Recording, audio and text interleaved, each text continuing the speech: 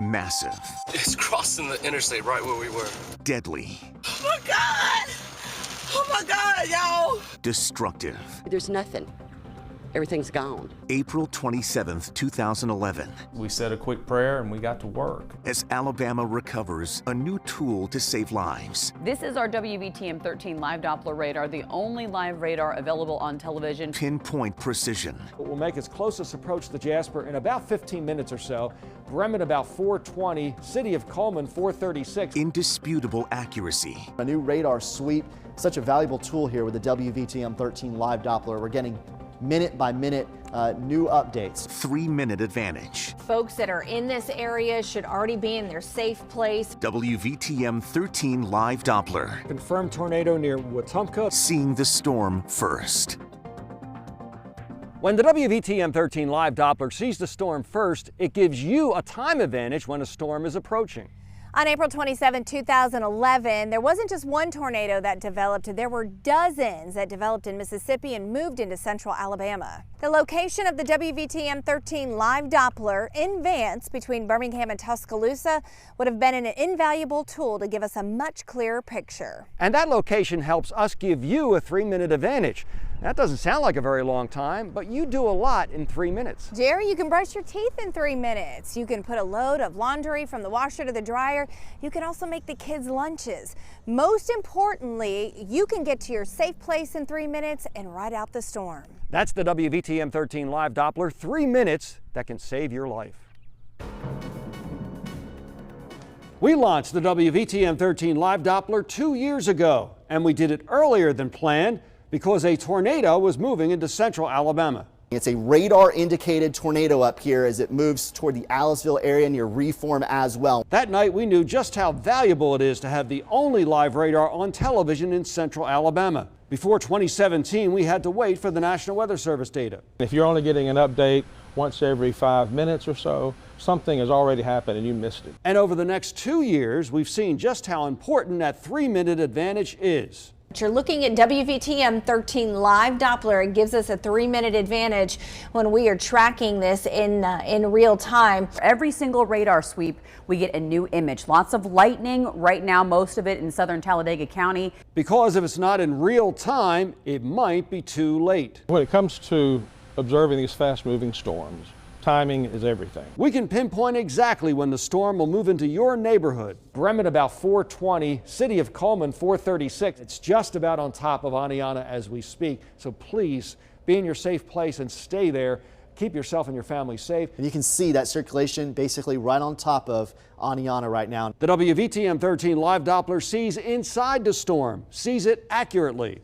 Here's the storm in through here. There's the rotating part. So that live matches up exactly live with what we're seeing on the image there and sees it first.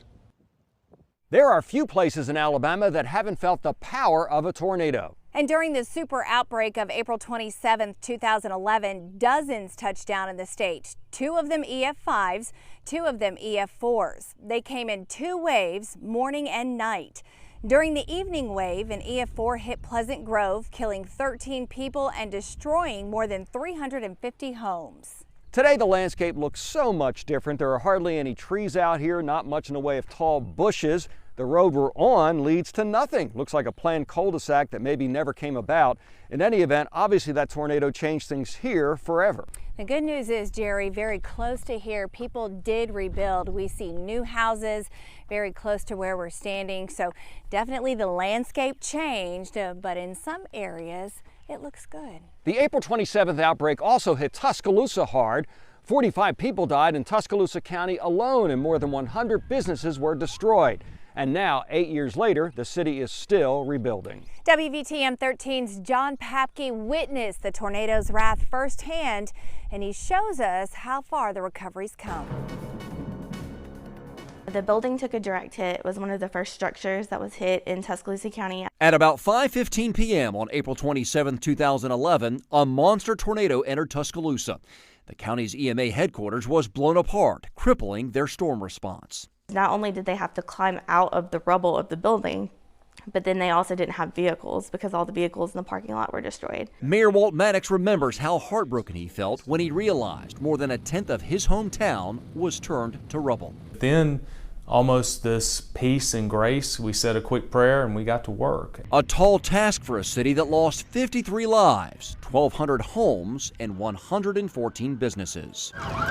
When I arrived minutes after the twister hit, its 170-mile-per-hour winds had shredded 15th Street beyond recognition. Now, 8 years later, the city's recovery has replaced that rubble with booming businesses. Nearly $200 million worth of infrastructure investment, nearly $500 million worth of commercial investment. It reflects a strategic, methodical approach that we took at the very beginning that has allowed us to have this success today. Over the last 8 years, Tuscaloosa has come a long way. The city's East Police Precinct is now back online. Alberta Elementary School was rebuilt. And the EMA, last year they moved into this $17 million state-of-the-art facility in Northport. Are you fully operational now in the building? Yes. Okay. Acting Director Diana Dollar recently gave us a tour.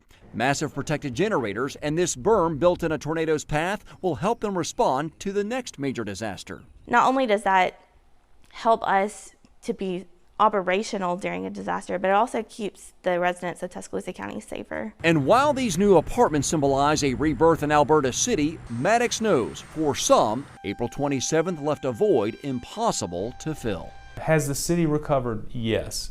But if I lost a child in a tornado, I never recover, no matter how much we rebuild. If I lost a business and couldn't build it back, I never recover. But it is clear the Druid City is on the right track. In Tuscaloosa, John Papke, WVTM 13. A tragic story that shows the resilience of Alabamians. Another community is dealing with tragedy of its own. The March tornado in Lee County was the deadliest in nearly 6 years, claiming 23 lives. The victims aged from 6 to 89. The EF4 came with 170-mile-per-hour winds. It first touched down in Lee County through Beauregard and Smith Station into Georgia. It left a path of damage over 26 miles long and nearly a mile wide. WVTM 13's Brittany Decker was there when the tornado came through and returned to see the recovery. And the survivor's guilt's real. David Kelly's home, the only one left standing on his side of the street. I'm guilty. I feel real guilty about it. Alongside his son, David survived the monster tornado by hiding in the bathtub. When we heard people screaming, hollering for help. This included a next-door neighbor who died in the storm. It's all basically just a big blur. I mean, it all happened so quick. It just, even looking for people and him passing away and everything, it was just so quick that it doesn't even seem real. But it is a harsh reality for the people of Beauregard, especially for victims' families.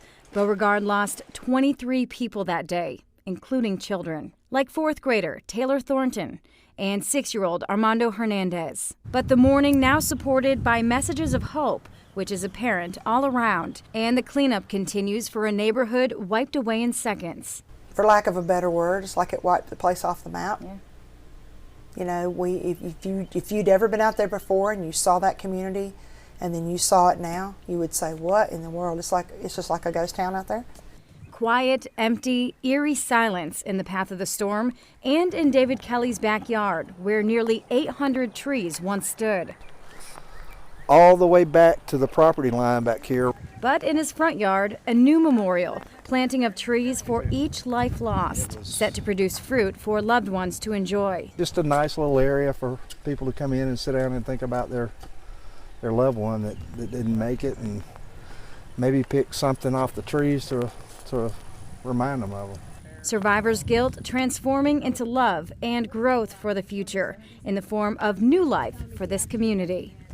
It may take a while for those trees to bear fruit, but in the meantime, this community is growing stronger together.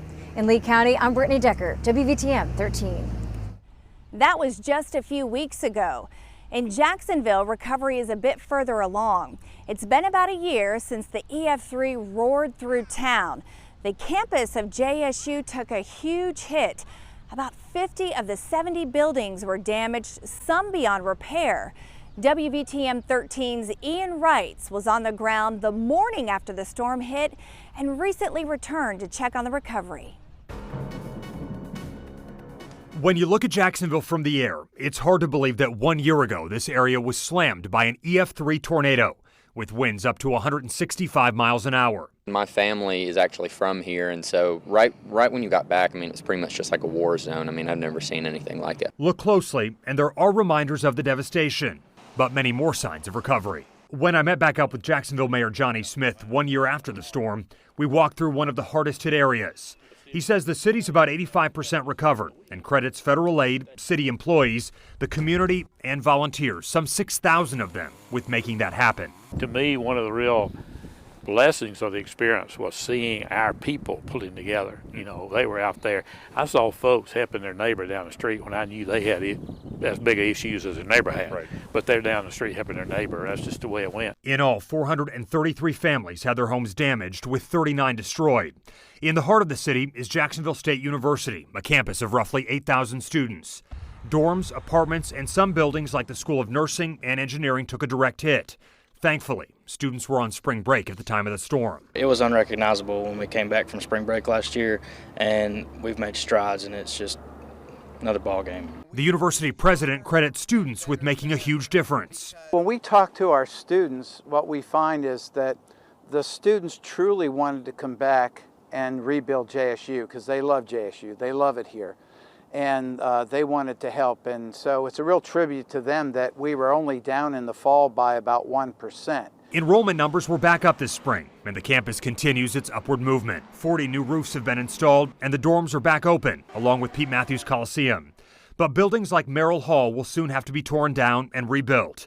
And in that rebuilding process, the university plans to add storm shelters to 3 of the new buildings. With all the extensive damage, many say they're just thankful no one was killed in such a violent storm. Ian Wrights, WVTM 13 News.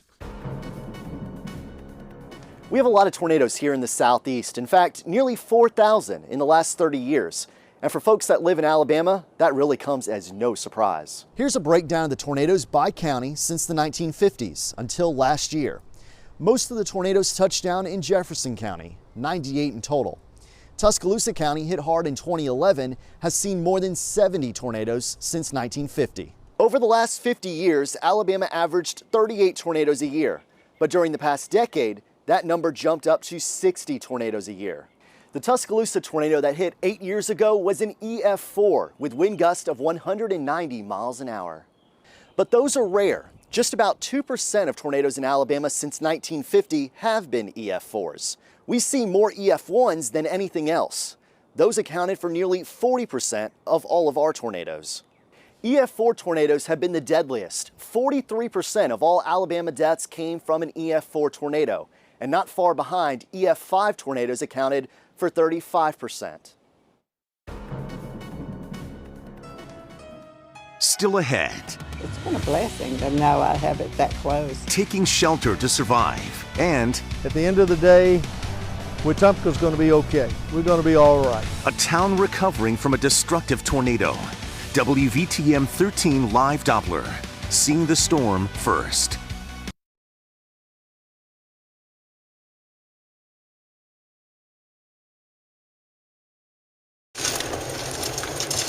We don't know if this thing can change directions. We're not experts.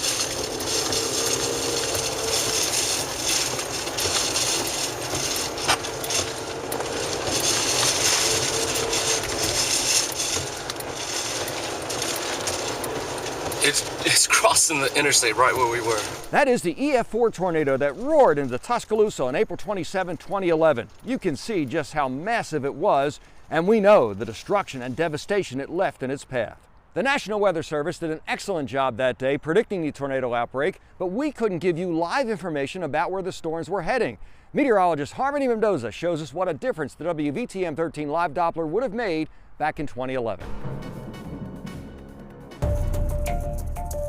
Alabama's super outbreak began on April 25th and lasted 3 days. On April 27th, the largest of Tuscaloosa's tornadoes hit. an EF4. Wind gusts between 166 and 200 miles per hour caused devastating damage. While we did monitor the storms as they moved into and across Alabama, we couldn't see them in real time. The WVTM 13 live Doppler not only finds the storms, it also shows how fast they're moving and which storms are the strongest and most dangerous. Now, with the WVTM 13 live Doppler, we can see the tops of the clouds and what's inside them. This allows us to magnify potentially dangerous storms. We now have more control over which storms to focus in on. Now every time storms move through the area, we see what a difference WVTM 13 live Doppler has made in storm tracking. A prime example of that happened on January 19th.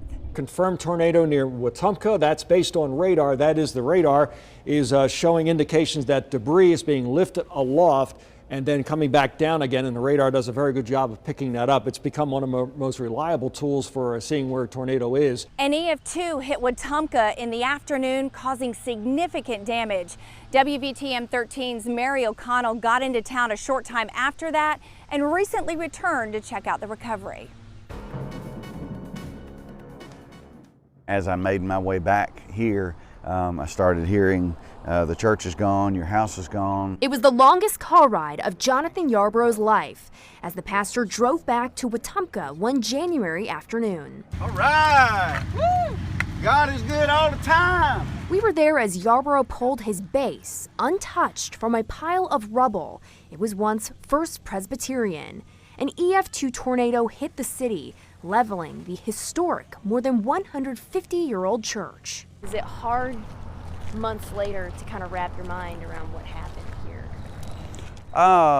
You know, I think I've got my mind around it as far as it's ever going to go. We did not qualify for any federal assistance, so we had roughly $3.5 million of insured losses. Wetumpka's mayor Jerry Willis tells us even with all the damage, they take the recovery process day by day. Wetumpka's going to be okay. We're going to be all right. While this iconic church is gone, Pastor Yarborough knows rebuilding is right around the corner. They hope to have plans in place to start construction on a new church this summer. As I was walking up, you know, the rose bushes are blooming.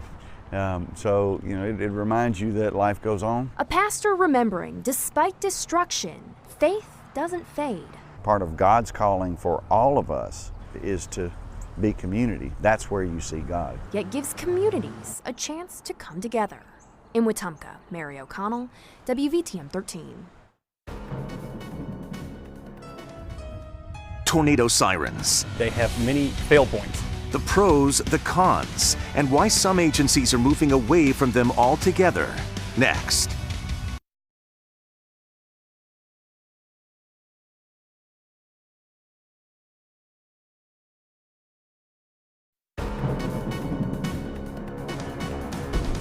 Tornado sirens. For years, they were a staple for warning people when dangerous storms moved in. But with advancements in technology, are they still a valid alert system? WVTM 13's Larissa Scott takes a look at the pros and cons.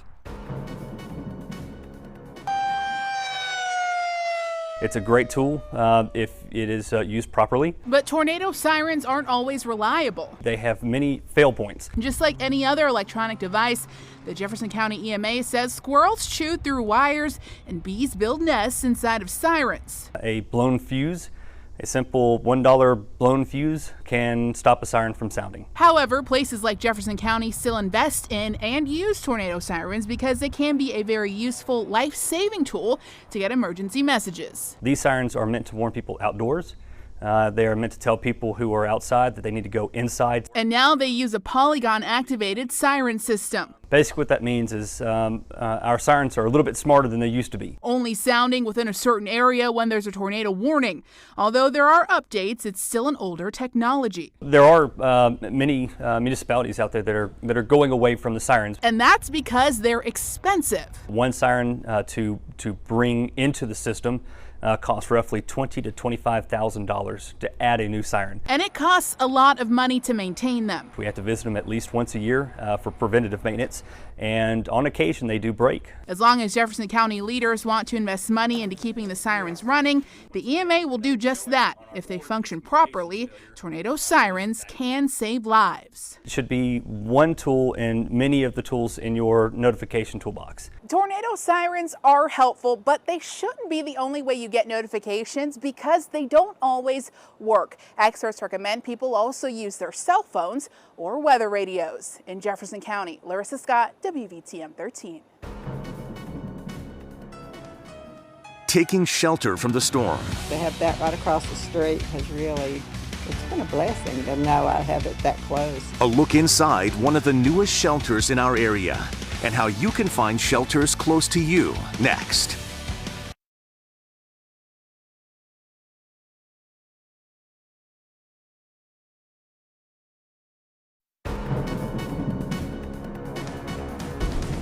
When tornadoes move toward towns in Alabama, people know to take shelter.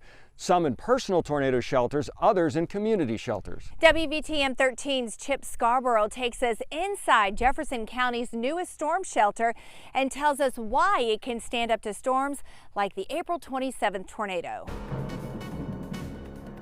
We've had a lot of tornadoes through here. Cindy Walden lives right across the street from the new Concord storm shelter. In fact, she almost used it during a round of severe weather in April. My daughter and I talked about it. We had everything ready. If the siren went off, we was going to run right across the street and get in. The shelter can hold more than 250 people at one time and withstand winds of at least 250 miles an hour. There's a backup power supply should people have to stay a while. Well, it's a tremendous priority.